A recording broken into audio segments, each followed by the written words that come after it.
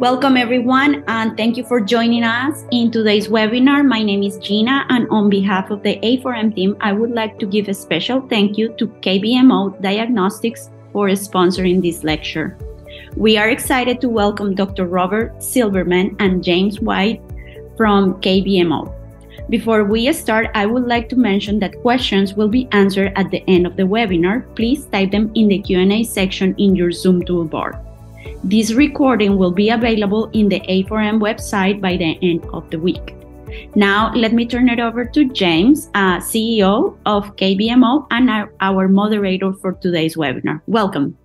Great. Thank you so much for that introduction. We're excited to have Dr. Silverman on again to talk about longevity and the KBMO fit test. So what we'll do is I'll hand over to Dr. Rob and he can go through his presentation. A slight variance on that. Normally, if there's questions in the chat, then I'll try and I'll answer as many as I can as we go through the presentation, but there'll also be a section at the end where Dr. Rob and I'll be available to ask questions as well, so hopefully that'll help. So without further ado, over to you, Dr. Rob, and excited to hear your talk on longevity. Thanks so much, James. It's always a pleasure to work with you and to tag team everybody. I just want to piggyback on what James said. Any questions, he will answer them during the time that I'm talking, but the real poignant questions, he and I will banter about at the end. My goal is to go to about 50 minutes. The first 20 is all about longevity, and then the secret sauce to longevity, to test and not guess, and why you want to utilize the KBMO test as your backbone as your longevity tests. So I am going to take care of that, move that down. I won't be able to see myself, and that's a good thing. So let's share some ideas on protocols for longevity. Without question, longevity is the incisive topic, the hot topic of 2023. I think that patients, practitioners, family members alike all want to learn about longevity and how to optimize their health span and human performance. I said the key to longevity is turning on the health switches. It's an interesting theme, but I believe the master switch is having a robust immune system. So when we talk about longevity, what do we really mean? Well, we're really comparing lifespan versus health span. Interestingly enough, lifespan is obviously how long we live. Health span is how healthy we are, or it's also been defined how long we can live without chronic disease. In that, your health span should also have a 1A, if you will, and that should be vitality. So I want to be able to do certain things, even though I don't have chronic disease. For instance, I travel a lot. I want to be able to make connecting flights. If I have to power walk quickly, run a little bit, I want to be able to do that. And of course, chronic disease would slow me down, but I want to have some vitality. I want flexibility in my shoulders. I want to be able to lift my luggage above my head to put it in the overhead deck. So there's a certain amount of what I believe vitality with health span. And I think we've got to delve into the layers and really take a good look at that idea of health span. Unfortunately, the American trajectory now is a decrease in lifespan and a precipitous decrease in health span. We want to increase them both, but we want to have a parallel equal rise. So in theory, the day that we die at 121, we want to go to sleep and, obviously just not wake up. So the hallmarks of aging, this was adapted from a talk that I saw Mark Hyman do. In addition, David Sinclair, Peter Attia. So this is a combination of things that they discussed and some of the things that I feel are extremely salient. Number one, the hallmark of aging, inflammation.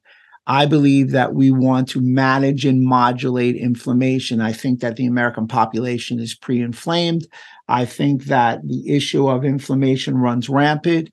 I think that our bodies are unable to deal with inflammation. And I think that COVID was a great example of that many people were pre-inflamed and got too inflamed because of immune dysfunction. You will see that the KBMO fit test really is a great inflammatory marker. It can work on its own and can work in conjunction with other lab tests.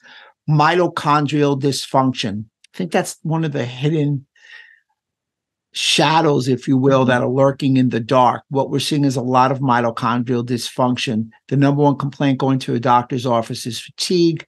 In that, the fatigue is interesting. It's probably based on mitochondrial dysfunction. If you look at long COVID, which is pretty predominant right now, it's a mitochondrial dysfunction. I have some slides and thoughts on the idea of, again, the FIT test, the gut barrier panel, or having a leaky gut has a direct correlation with mitochondrial dysfunction. So that's a new thought. The microbiome, without question, we're made up of bacteria. We're 90% bacteria. So 10 to 1, we're outnumbered human cells to bacteria cells. We have a skin microbiome. We have a gum microbiome. The microbiome that we're testing for now and really looking at in deep analyzation is obviously the gut microbiome. 80% of your immune cells are in your gut. It's where your macro and micronutrients are absorbed.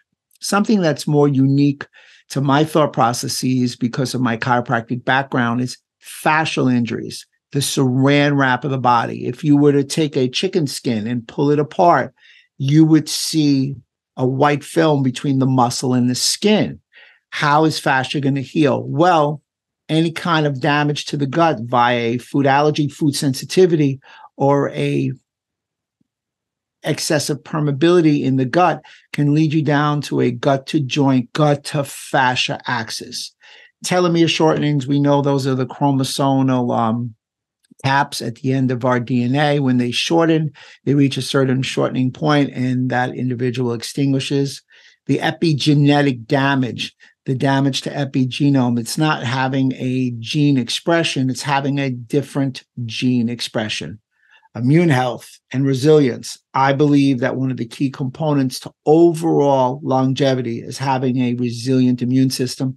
There'll be a slide that really speaks to that individuality. If you have a good gut health, you're going to have tremendous or improved immune health and resilience. Zombie and senescent cells. A zombie cell, that's a cell that should be dead, that is dead, but doesn't go away, and it's walking around like the zombie, spewing out inflammation. Loss of muscle mass. It has been postulated that the first sign of aging, 1998, Tufts University, is the loss of muscle mass. There's a direct correlation with your gut integrity and your ability to put on muscle mass. Disrupted nutrient sensing, insulin signaling, mTOR pathway, AMPK, sirtuins. We will get into that. And of course, compromised autophagy, your inability to break down old cells and make new cells, and you're really going to have better autophagy with a circadian rhythm intact. And one of the best ways to have a circadian rhythm intact is intermittent fasting, but it's also critical to have a circadian rhythm and a microbiome in place. So you really see that we're talking about longevity and the hallmarks of aging, but we are talking about some specific tests. Here are some biomarkers that jump out at me for longevity. Ones that you would get on a standard blood test: interleukin-1 beta, interleukin-6, interleukin-8, all pro-inflammatory. Mix that with TNF alpha. C-reactive protein, a tissue inflammatory marker, really measures inflammation in the tissue. Hemoglobin A1C, we all could say one of the most heinous markers of health or bad health would be blood sugar issues. Hemoglobin A1C rates your blood sugar over a 90 to 120-day period, with an emphasis on the last 50%. APOE4, that is your genetic Alzheimer's marker. The APO, you have an APOE2. 1% of the population has an APOE2. In that, if you have that, probably not going to get Alzheimer's. 75% of Americans have an APOE3, which means, like me, if my environment and my lifestyle isn't good, I'm susceptible to Alzheimer's. If my lifestyle environment is good, I'm not susceptible to Alzheimer's. If you have the APOE4, you have an 80% increase incidence of getting Alzheimer's. Everybody should test their APOE4. In addition, everybody should test for LPS. LPS is a gut marker. When LPS is through, it's an endotoxin. It implies that gram-negative bacteria is floating around in the body. 80% of gram-negative bacteria is pathogenic. LP(a), that is your cholesterol heart attack marker. Peter T has made a big deal about blood pressure, and I agree. Body composition is a great option also, as you want a good muscle to fat ratio. Again, your telomere length, an excellent numerical value to determine if you're in good cardiovascular shape is a VO2 max, the volume of the maximum oxygen you can use. Grip strength, just shaking somebody's hand. Mitochondrial dysfunction, there's specific markers to determine if the mitochondria is functioning well. And zonulin. Alessio Fasano found zonulin well over 20 years ago. It's essentially used as a tight junction marker, but I will make a case before the end of this webinar that zonulin is a systemic marker of inflammation. Time magazine said that inflammation in 2004 was the secret killer. Your goal, I believe it's also my credo, is to manage and modulate inflammation. So if you're looking at managing chronic inflammation, here are some suggestions. A low glycemic index diet, reduce saturated fat and trans fats, increase your omega-9s, obviously your olive oils, and your omega-3, your cold water wild fish, increase fruits and vegetables with a Mediterranean-style diet, increase your pre and probiotics, take care of your gut, as well as with green and black tea polyphenols. Please use pro-resolving mediators. They allow as a supplement for the resolution of inflammation. And one of the bigger things that I've added that I've found is a critical hack to overall care for managing chronic inflammation is remove food sensitivities. A key to food sensitivities is the fact that the time from ingestion to the time the expression of symptomology and the raising of inflammation is 72 hours. You do not know as a patient, even as a doctor, without testing what food you're sensitive to because of that 72-hour lag. It's a huge takeaway. It's, if you will, a practice management tip. Here are some of the consequences of mitochondrial dysfunction. So what you're seeing is dysfunctional mitochondria leads to oxidative stress, decreased ATP, altered mitochondrial biogenesis, and can ultimately lead to apoptosis and cell death. An overview of mitochondria health and disease. You're looking at truly functional mitochondria. And remember, the gut has mitochondria emphasis and it communicates with the mitochondria. Again, we'll have a slide about that. But when you have a gut to brain axis, your number one mitochondria organ is your brain. Getting back to the mitochondria, you'll produce proper ATP efficiently. By producing efficient ATP, you decrease the amount of reactive oxygen species.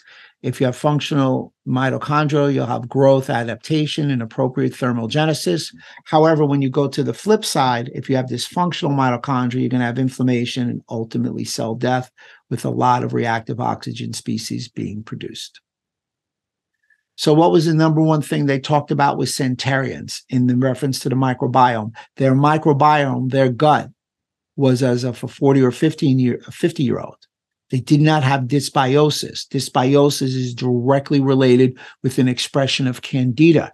So one of the first things in longevity is you want to keep a healthy gut, not only a barrier, but you also want to keep your inhabitants or your ecosystem pristine. Now we get into the idea of fascia, the saran wrap of the body. I used the example before of pulling away the skin on the chicken. You can really see that it's very sleek-like. So if you look at a piece of salmon, you'll see the white part of the salmon on top. That is the fascia. So fascia, again, is the saran wrap of the body. But most interesting, it connects to the skin. So therefore, the fascia is the largest system in the body, and it's the only system that communicates with every other system. Your fascia can communicate inflammation throughout the body. So acute and chronic pain leads to prolonged fascial contraction that ultimately results in musculoskeletal pain. So if you have fascial pull, meaning you can move fascia 75 out of 100% of its capacity, you're not going to have any pain. So we're made to be a little tight.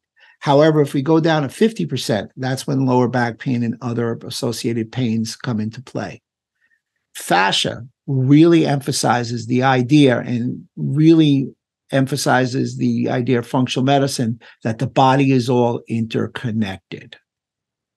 So fascia is a living matrix. It's a full body wetsuit. It's connective tissue.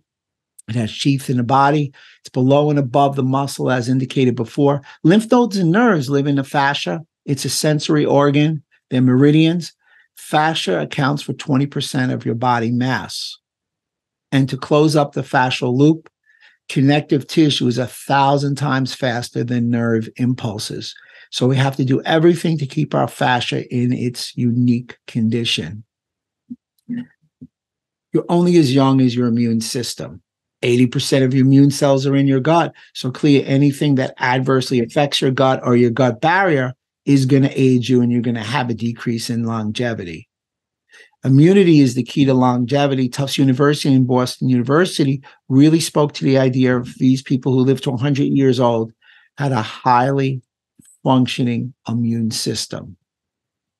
Here's that concept of immune resilience. I like to use an example of a basketball player playing defense. If he just stands there and he goes like this, there's defense, but he has no flexibility. If he's able to move around and twist his body and shuffle his feet, if you will, he's got resilience, he's got flexibility. You want an immune system that is resilient. You want it to be able to be flexible. So it's a groundbreaking research term, and one of the keys for immune resilience is to have a strong gut barrier health.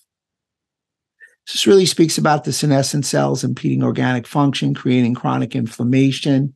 They will obviously, if expressed, shorten healthy lifespan. Inflammaging is inflammation that leads you down a path of excessive aging from the inside out. Again, the backbone of that is really going to be your gut health. You want to avoid sarcopenia, the loss of muscle mass. The average person loses 1 to 2% muscle each year after age 40, both men and women. You may lose up to 25% muscle mass by the age 65. Less muscle mass can lead to an inability to efficiently dispose of glucose. So muscle is a very metabolic organ. We want to hold on to muscle. Again, the loss of muscle mass poses a longevity issue.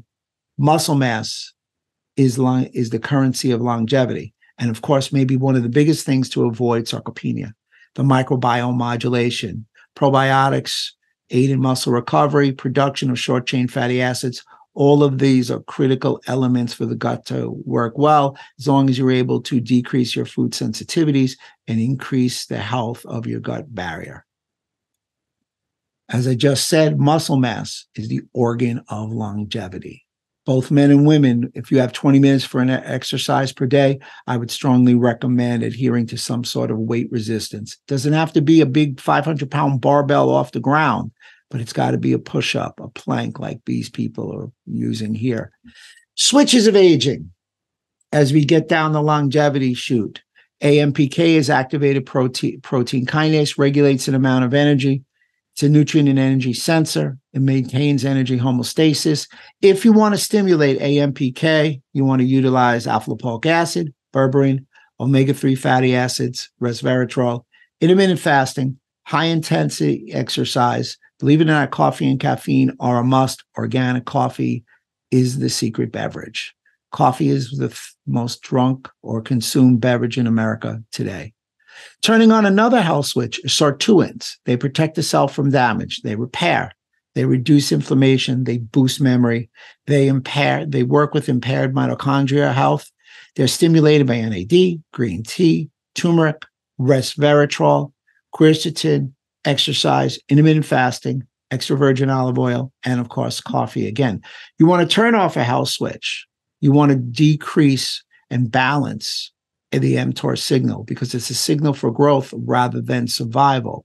So if to do that, you would use resveratrol, quercetin, zinc, melatonin, omega-3 fatty acids, curcumin, coffee, intermittent fasting, vitamin D, and the ketogenic diet. So the conclusion to the switching is you want to turn on the sirtuins, you want to turn on your AMPK pathways, you want to decrease the expression of your mTOR pathways. Fasting. Well, fasting has been said it's the greatest remedy, the physician within. We could spend a whole webinar on intermittent fasting. The basis of intermittent fasting is to fast more than you feed during the day to allow yourself to break down cells, use the debris and make new cells. That's called autophagy. Autophagy is the backbone of immunorejuvenation. You can also have mitophagy, the breakdown of old mitochondria and the utilization of new mitochondria. Autophagy is critical to heal overall gut health. So in my protocols, which I'll share at the end on how to fix the gut, intermittent fasting is not only a great lifestyle hack, it may be a great lifestyle hack because it also positively affects gut health. So my longevity hacks: nutrition, food is medicine. I strongly suggest to dramatically reduce sugar, starch, and processed food, or I should say ultra-processed food. 63% of the calories that Americans consume come from ultra-processed food. Exercise, incorporate resistance training.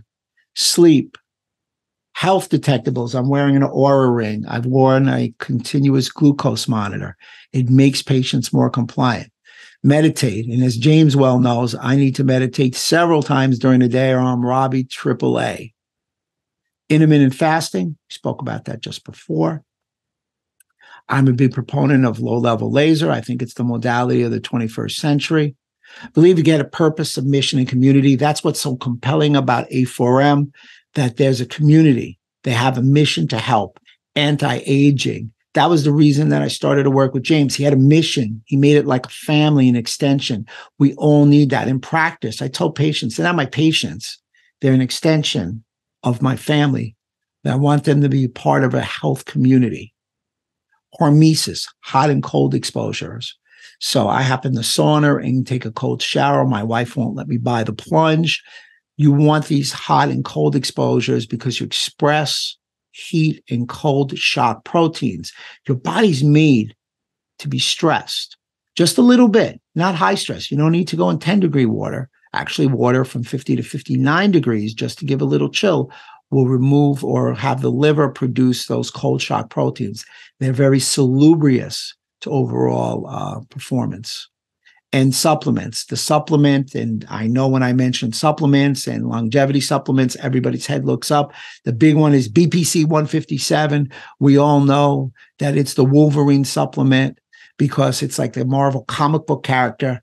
Without question, you almost heal before your eyes. BPC comes from gastric juice. They've been using it since 1993. It comes in oral forms, and it's great to heal overall musculoskeletal health. It's good for gums, and it's in virtually all my protocols to help leaky gut or increased intestinal permeability.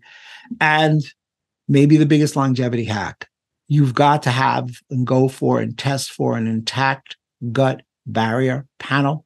And you want to, without question, remove food sensitivities.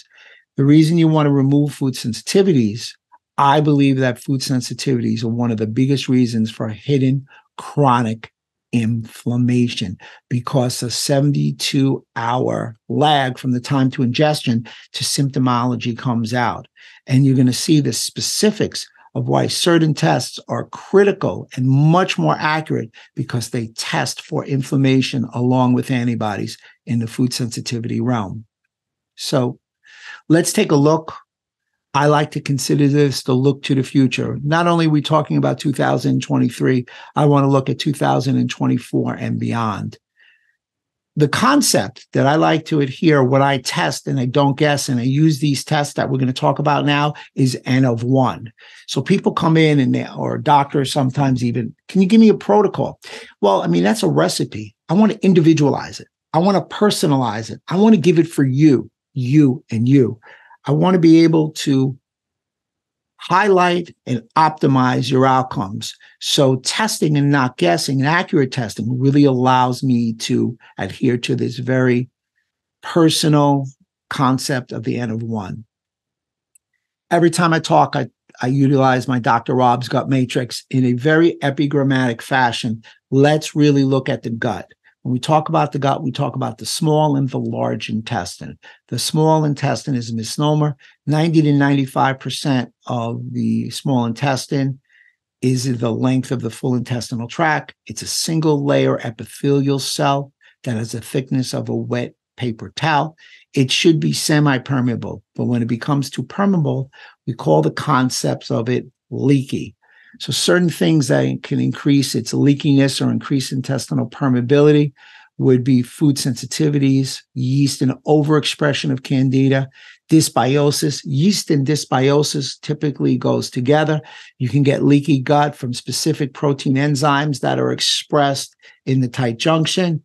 And you've got the thing there, I call it the assailant, LPS, lipopolysaccharide. Lipopolysaccharide stays on the outside of the inside of the intestinal tract, holding gram-negative bacteria on the intestinal wall. When LPS is expressed, it's an endotoxin. It leads to a lot of detrimental effects of the body, but also it implies that there's a gram-negative bacteria, most of which is pathogenic, is floating around. When your gut is compromised, you also have a liver issue. So for me, again, a gut barrier panel is a baseline test that every patient in my office should be taking. Leaky gut leads to liver dysfunction because of toxic and chemical overload. 75% of the toxins that are expressed through the gut float in the bloodstream. 25% of them go through the portal vein. Leaky gut leads to an increase in insulin, blood sugar problems, insulin resistance, and even and diabetes. Leaky gut leads to an increase in body composition, more body fat. Everybody knows that leaky gut leads to an increase in autoimmunity. Thyroid is always the gland that's most implicated. As a chiropractor, again, I like to talk about the gut to joint and the gut to spine axis. An increased release of cytokines from a leaky gut leads to arthritis and joint pain, and an excessive release of MMPs, matrix metalloproteinases, lead you down a path of soft tissue injury, i.e. fibrocartilage. Your discs are made out of fibrocartilage. And last but not least, you've got the gut to brain and the brain to gut axis. Gut on fire means brain on fire. Brain on fire means gut on fire. It doesn't stop there. It's the gut to everywhere axis. 80% of immune cells are in your gut. It's where your macro and micronutrients are absorbed. For all those supplement givers, and I use a lot of supplements, I sell a lot of supplements, supplemental to lifestyle. If your gut is not in its pristine condition, you're not going to absorb the vitamins and minerals. Hence, people won't think that the supplement line you're carrying is effective. So even before I prescribe supplements, I typically test for the gut barrier panel, the KBMO fit test. So this is evocative. Hopefully, antigens and toxins trigger inflammation in the GI tract. So you're seeing how a food sensitivity could cause inflammation in your patients. Those antigens get through the leaky gut, and in comes B and T cells. So you're having an immune response, you're having an antigen antibody response, you're having an inflammation response, which can cascade to molecular mimicry, as we all know, ultimately cascading to autoimmunity. So gut health and muscle mass, this is a new theme. I did some searches recently and found out that the gut microbiota plays a role in regulating several metabolic pathways. The higher the gut microbiota diversity is linked to increased muscle mass. So we want more diversity. Part of the test that'll talk about the diversity will be candida. In addition, you're looking at the gut's effect on the microbiome's effect, on the mitochondria. So you see how the body's all interconnected. The gut speaks to the brain through the vagus nerve, blood, HPA axis, etc. However, you'll find out that the mitochondria actually has an origins in the bacteria and communicates with the gut bacteria. So a dysfunctional gut leads to a dysfunctional mitochondria, and the reverse is true. An increased mitochondrial function usually correlates with increased gut function. You got to get to the crux of it, the key, to see the quality of your gut barrier. So I'd like to take some clinical considerations. Let's talk about food sensitivity's effect on health. Typically, they lead to systemic inflammatory response. You may even see some skin reactions. We know the skin is part of our immune system. Again, from the musculoskeletal light, you'll see joint pain, muscle pain, and tightness. So anybody who's in that manual therapy range will realize that people can come in and complain about a joint and complain about a muscle. And yes, they may have pain in a joint, they may have pain in a muscle, but if you're a believer in root cause resolution, you always have to go and look for a food sensitivity and gut health. In addition, GI symptoms and brain fog are also symptomologies you'll see that are very prevalent with food sensitivities. Anxiety, depression, and mood. Interesting. there was a study done, and it was an IRB study. I didn't include it in my slide deck, but I'd like to reference it. It was an IRB study where they just took out food sensitivities, did not give any supplements, no medications.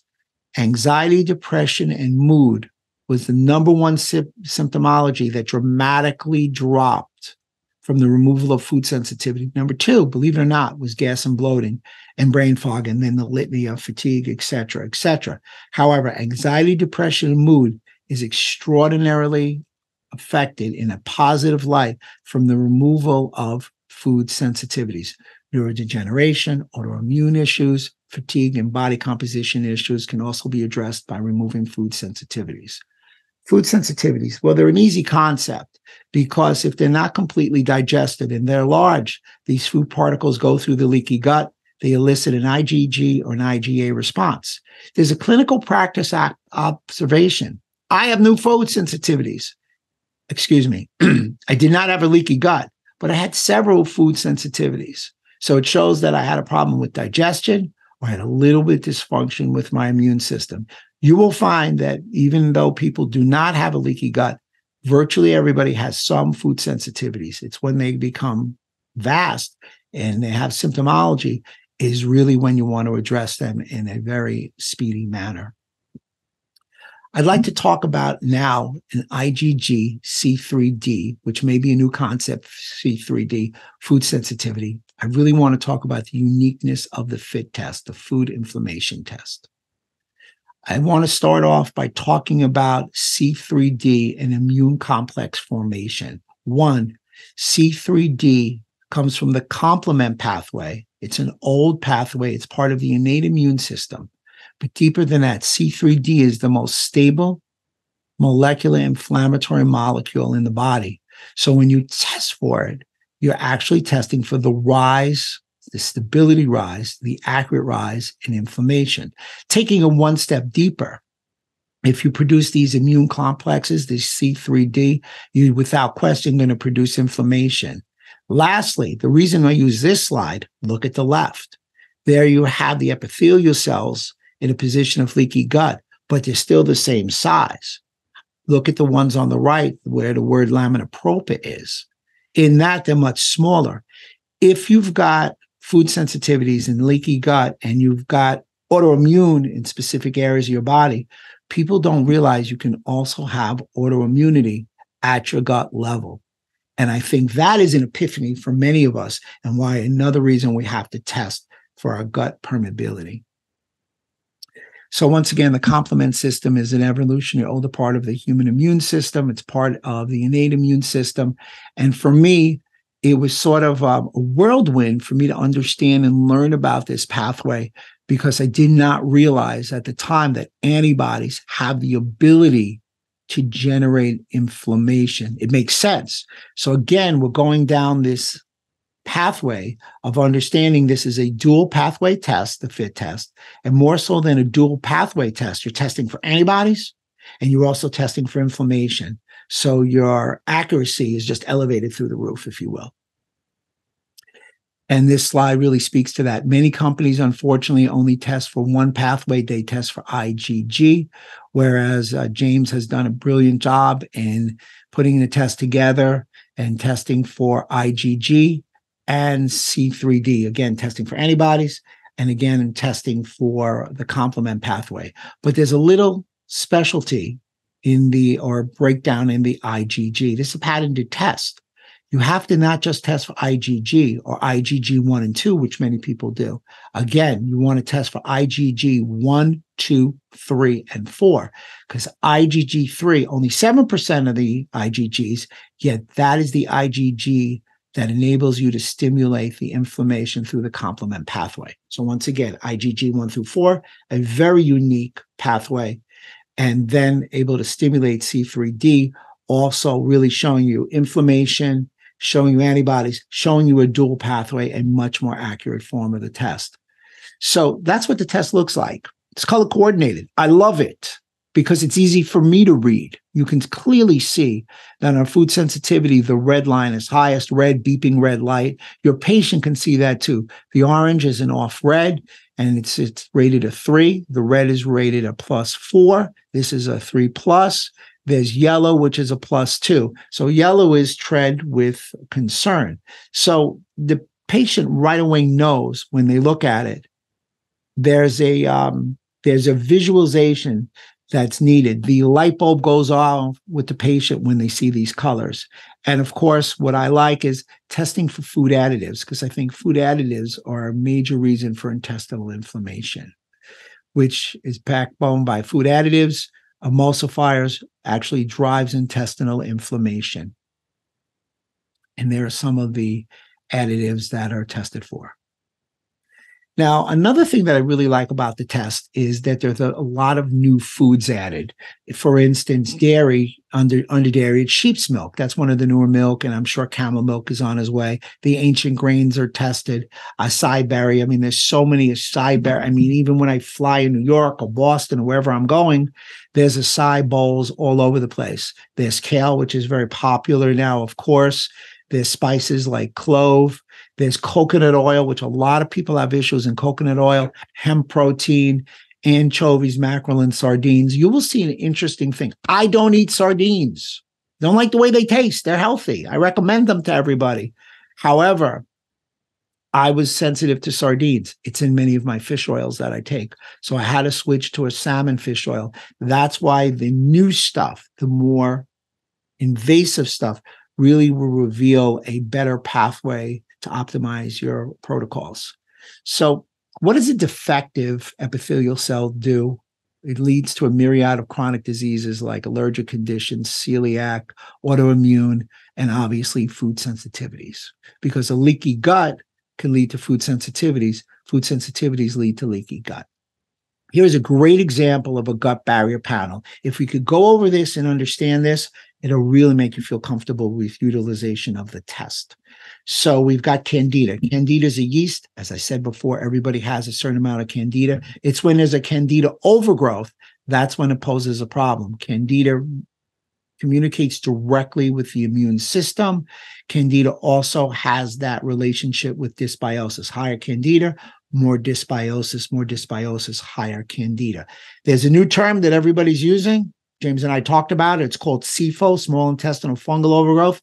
97% of the fungus is Candida. There you go. Zonulin. Zonulin is a protein enzyme. It's a functional protein enzyme. It was found by Fasano. What elevates zonulin is gliadin and certain bacteria. Gliadin is a protein from gluten. So obviously you all know I'm a no gluten, non-gluten guy in most instances. Gluten is the structure. Let me give you a demo. I'm looking right at the camera. Here's an epithelial cell. Here's an epithelial cell. Together they make a tight junction. Great tight junctions. Our epithelial in our gut is made up of multiple tight junctions. When zonulin is overexpressed or for a duration of time, it pulls on the tight junction. And I can see you that makes the tight junctions too permeable. So it's a functional pull. Occludin, because there's a occludin fiber on each side, occludin, when it's expressed, shows there's a structural break. You need zonulin to typically get occludin. And LPS, so underrated. Like I said, he's El Diablo.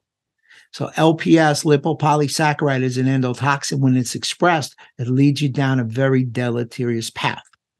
Now let's go to IgA 1 and 2. IgA is an antibody at the mucosal level, the nose, the lung, and of course the gut. It shows an early onset at the mucosal level. As you see, Candida is expressed at that level. That's a positive. Zonulin is a positive, whereas occludin is negative and LPS is negative. So we know that Candida has been expressed for a short period of time. Looking at IgA, the same is true of zonulin. Let's go to the middle column. And in the middle column, you see IgG 1 through 4 and C through D. We talked about that before. It really expresses that dual pathway. So you're making antibodies and raising inflammation. Man, if I'm making antibodies and those antibodies have to produce inflammation, what does that say?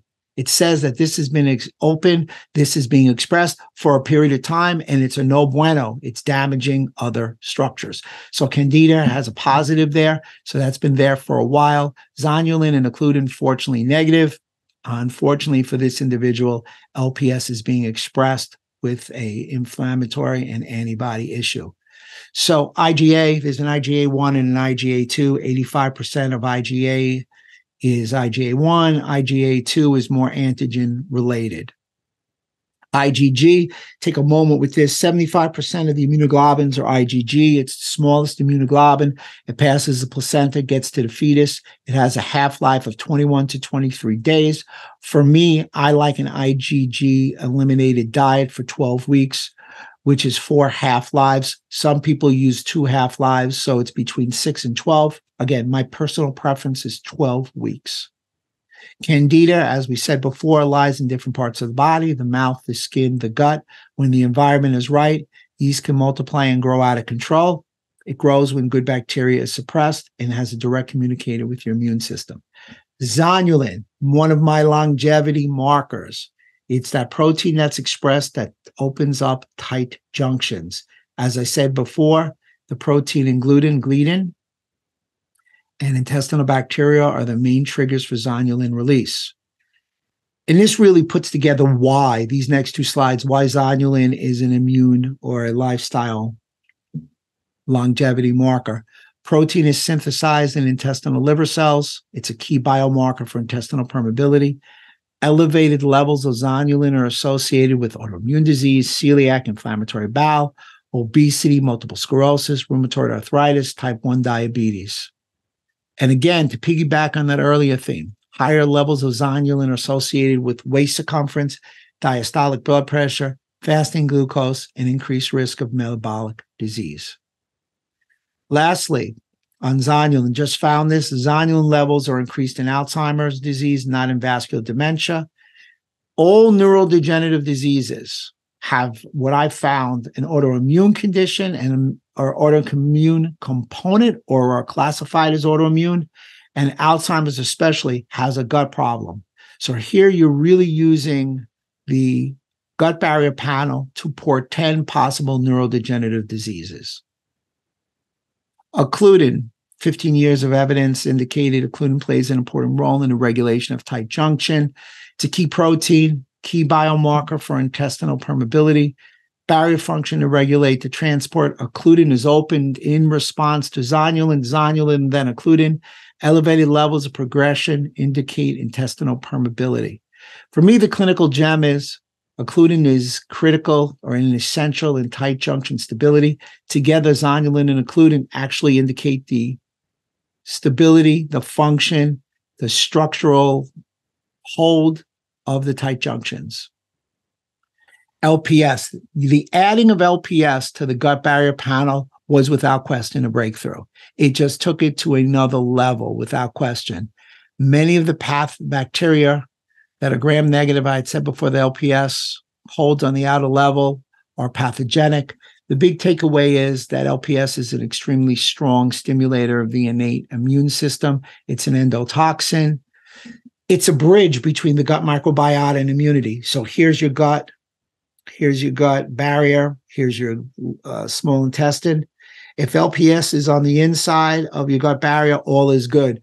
Interleukin 10 is expressed. That's an anti-inflammatory interleukin, which conversely turns off the switch to release interleukin 1 beta, interleukin 6, interleukin 8, and TNF alpha. However, if LPS is expressed outside the gut barrier and in the bloodstream, the switches are turned and the pro-inflammatory switches of interleukin 1 beta, interleukin 6, interleukin 8, and TNF alpha are turned on because interleukin 10 is turned off. So if longevity is turning off the health switches, the position and understanding where LPS is without question a longevity hack. Systemic LPS is linked to multiple disorders.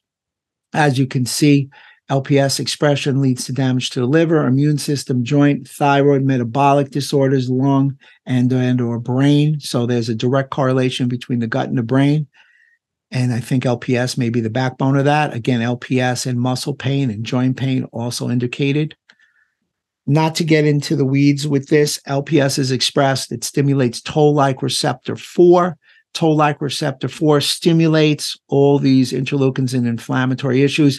You can see why in this particular picture or slide that when LPS is expressed, mitochondrial function decreases. Again, mitochondrial function or dysfunction is one of the leading issues for a decrease in longevity, performance, and health span.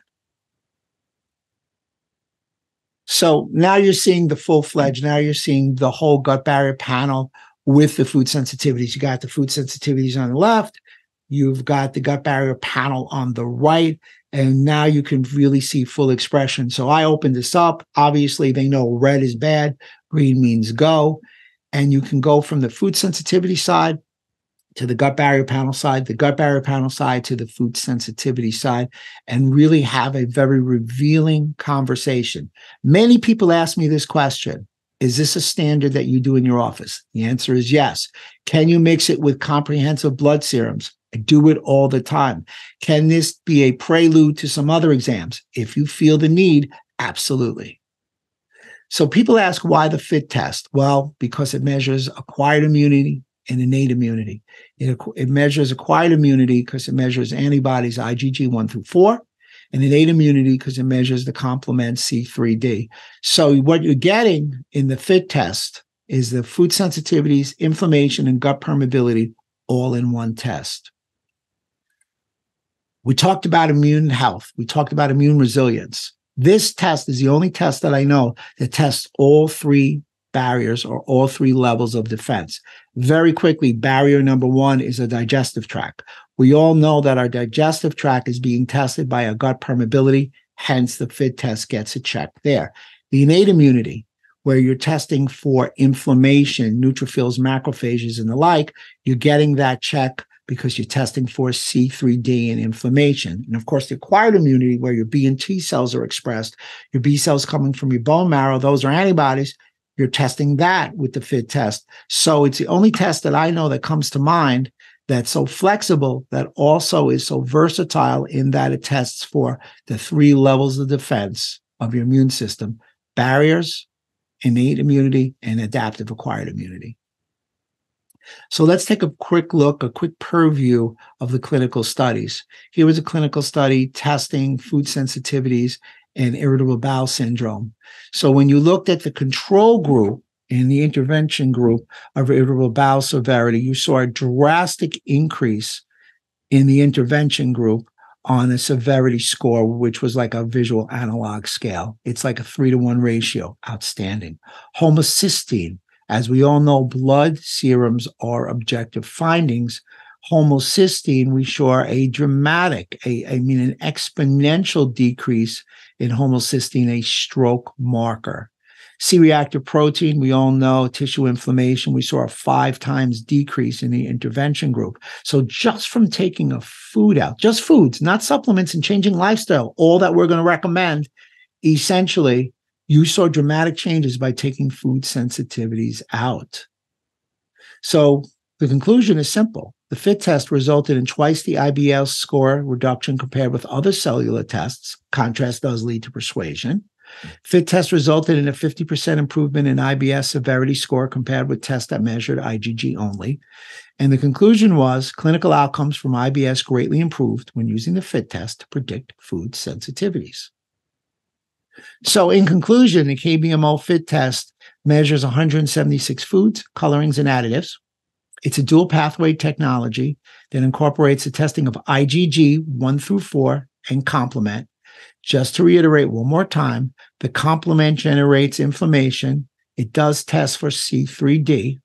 The critical element in the zonulin, which we didn't even delve into because of lack of time, there's an anti-zonulin antibody, which increases, again, the accuracy dramatically. It's a tremendous marker of gut permeability.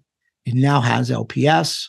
So what's the unique gut barrier panel is now included with the food sensitivity. So not only you're getting a dual pathway, you're getting a dual test, IRB approved clinical studies. And maybe the thing that I like the best is the finger stick blood spot versus draw. You can draw the blood if you want, but for me, the ease for a lot of practitioners, for your virtual patients, the fact that you can do a blood spot finger stick just makes all the difference in the world. So I do want to get to some questions. So I'm just going to basically say, here's my 7R action plan. And you basically want to reset your diet, your lifestyle, and your mindset. You want to take away the unwanted pathogens. That is where you want to take out your food sensitivities. You want to replace your needed digestive enzymes, stomach acids, pancreatic enzymes, and bile. In your 4th R, you want to regenerate your damaged intestinal mucosa. You want to use a plethora of nutrients to heal and seal your gut lining and allow them to also create an anti-inflammatory environment in the gut. You want to re-inoculate your gut with quality pre and probiotics. The prebiotics are equally as important as the probiotics, and you want to reintroduce certain foods. This is where you can retest, in my opinion, 3 months later and or earlier, your food sensitivities and reintroduce the foods one at a time after that over a 3-day period. Lastly, you want to retain your health and GI integrity. I always recommend, for longevity, a good BPC, a good multivitamin, a good omega-3, a good vitamin D3, and of course, a pre and probiotic.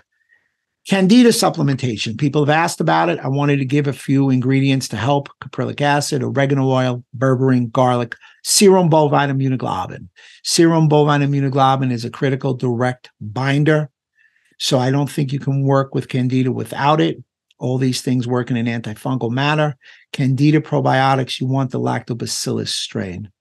And zonulin and occludin, very specific to helping the tight junctions. Probiotics like B. longum. Zinc carnosine is the takeaway because it activates the NRF2 pathway and enhances tight junction formation and stability. L-glutamine, collagen peptides, BPC 157, curcumin, glucosamine HCl. The most effective outcomes from all disease spectrums can result from the normalization of gut function. If you have good gut function and you remove food sensitivities, you can enhance and optimize on your longevity. And kudos to James. Here's an introductory discount and account sign up. So you can go to KBMO. James, you know what? I'd really like you to go through this for everybody. So sorry, I was busy answering some great questions in the chat room, and I'll give the ones that I pass over to Rob as well. But the idea here is, again, our main panel is the Fit 176, which now includes our gut barrier panel that Dr. Rob so eloquently discussed.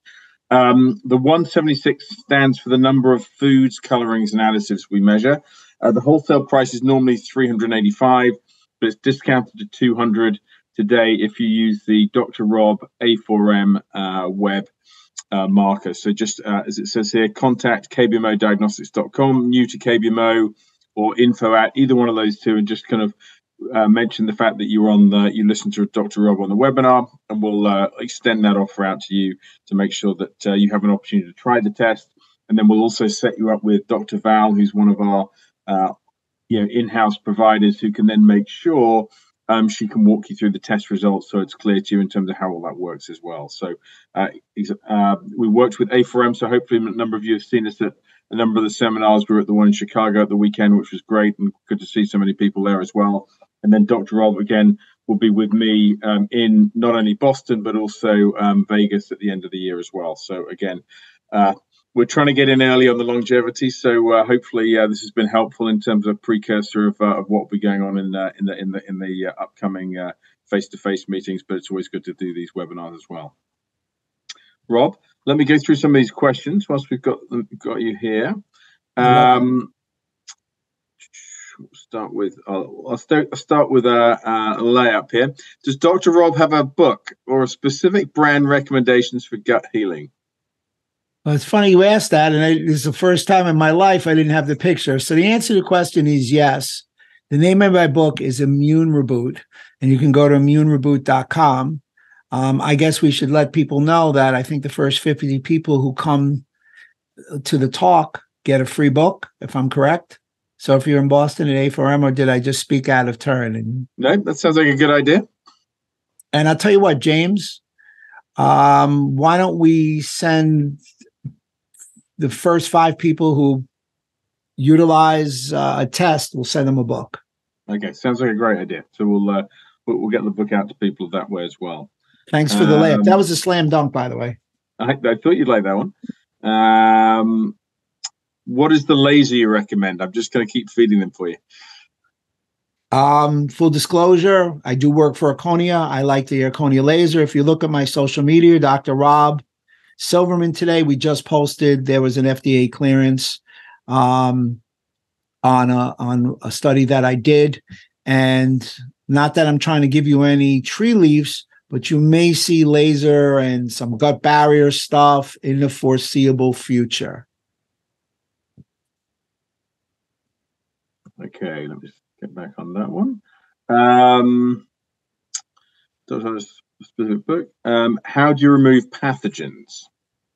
Good question. I'm sorry that I had to go so quick. So my seminar, I'll just quickly go back to that.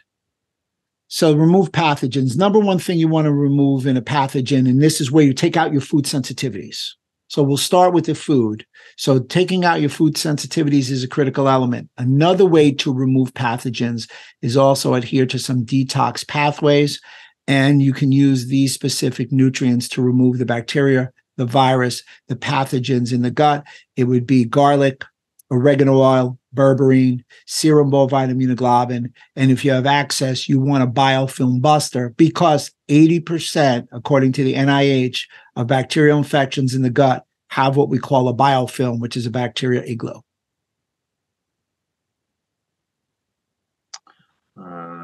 Sorry, let's keep going. Which comprehensive stool test do you recommend to evaluate for dysbiosis specifically alongside the KBMO fit test? A fair question. I'm going to see GMAP, Genova. I think those are a couple that you guys could utilize. And right, here's a good one. How long is the cold shower and sauna? That's great. I'm not sure if that was before or after the talk. So there we go. They were doing it during the talk. Okay, there we go. Everybody got them hot and they needed to cool down. So I do the sauna for about 20 to 30 minutes. That's my time to watch TV. I usually watch the news and I get entertained. And then I jump in a cold shower and I stay there 5 or 10 minutes. So it's about a half hour of time. But I can tell you that the body fat has changed. There's a lot of good data with that.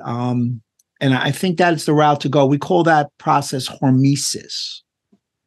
What supplement brands do you recommend? Nutridyne and Biotics. Okay. And we have protocols for both those as well, which we're happy to send to anyone who kind of emails into us. We're happy to send those out.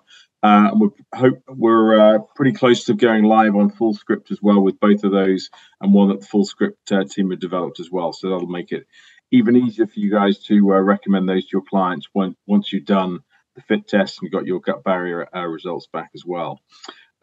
Here's one for you. What do you think about cow milk protein? Should we avoid? Is it inflammatory? If so, does the recommendation apply to whey protein products?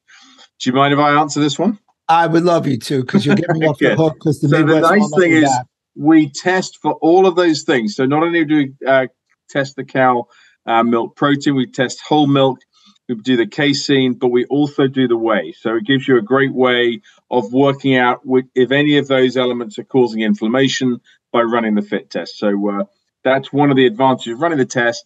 The reason we called out whey was for exact that reason that you're picking up in terms of those whey protein products. And again, unfortunately, clients have forgotten that just because it's called whey protein, and they don't necessarily always link that back to cow's milk and actual dairy products themselves. So we found that that's been a helpful add-on to our Fit 176 test. Another one here for you, Rob. Is there a way to optimize longevity in individuals with short telomere syndrome? The answer is yes. I think they should take a food sensitivity test. I think they should take the gut barrier panel test. I think they should change their lifestyle. And if you would like, I can share with James and he can get it to you. I can give you a telomere lengthening supplemental protocol. It's a real basic one. I mean, I can give it to you. It's a multivitamin. It's omega-3 fatty acid, multivitamin, multimineral, omega-3 fatty acid, vitamin D2. And now the new thing is there are some peptides that have shown to help with longevity. And as we all know, A4M knows a plethora of different peptides, and they go deep in information on peptides. Quick one here. What email should we use for to order fit tests? I'll just put that in the brand there. What brand of sauna, Rob? You know what? Why don't you reach out? Would that be all right if I have them reach out to me? Yeah. So guys, if you need, you reach out to me, use, just DM me on one of those. I'll connect you with the sauna guy. And okay. And we've got one here. Is there are there false positive or false negatives in food sensitivity tests? So let me answer that one in terms of from a KBMO perspective, certainly. So a couple of things that we help eliminate both those is we measure the whole immune system. So by measuring not only exposure to foods, but also the innate immune system in terms of which of those are actually going to cause you inflammation. It's almost like a double screen to help eliminate the foods which are actually, rather than just what you're exposed to, which ones are actually causing inflammation. So, but with that secondary screen, we generally see a much smaller number of foods come up positive than if you just measure the classical IgG test. A good example of that is I ran an Everly Well test, came up with 20 plus foods. Same day I ran the fit test, came up with 5. So that helps kind of give you an indication there. The other thing we do from a actual just manufacturing of the kit perspective, we run 15 standards of controls per patient to make sure the testing is highly accurate as well as reproducible. So I think some of those elements make sure we certainly narrow down the number of the false positives and false negatives. And lastly, on that point, we run the testing to the 95% confidence interval, because any cutoff test, you've got to have a kind of cutoff. And so basically what that means is it's 95% accurate in terms of if we call a food positive and or negative.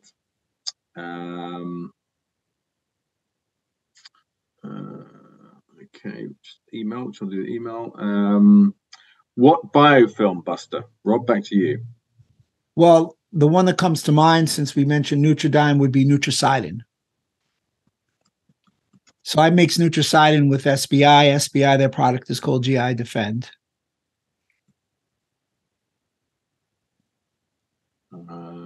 Just doing it. Another one here in terms of email. Rob, do you want to leave them with one last clinical pearl whilst I'm typing these ones in? Yeah, sure. It's an interesting thing. James says the clinical pearl.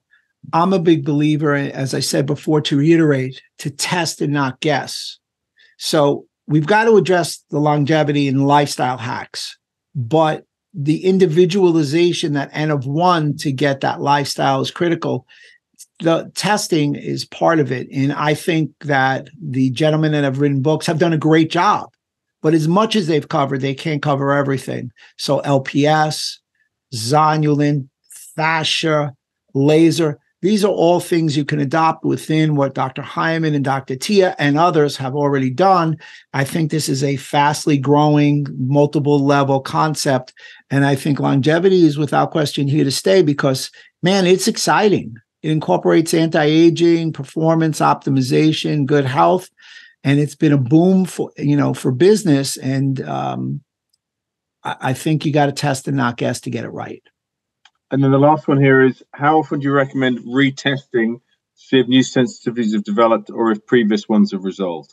And I guess now with the gut barrier panel, that gives you a different slant, presumably, on there as well. Yeah, food sensitivities, I personally like to retest after the first go round, and I will do food sensitivities every 6 months to a year with my patient base because I just want to know where they're at. The gut barrier panel, man, I could do that almost every month, but realistically, probably every 3 months. Now, to be able to isolate that and understand if somebody has a break in the barrier, I mean, goodness gracious, if there's a break in the barrier, it's a big deal because the outside world meets the inside world. And I'm not so sure that I'm ready for that to happen in my body. Okay. Good thing.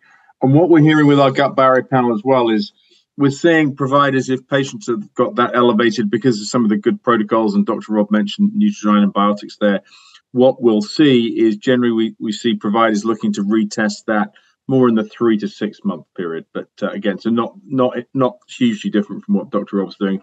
we're seeing most providers go 6 months, but 12 months as well, because again, when you eliminate these foods, again, it's generally a 3-month window as we're seeing the best results in terms of patients' elimination from.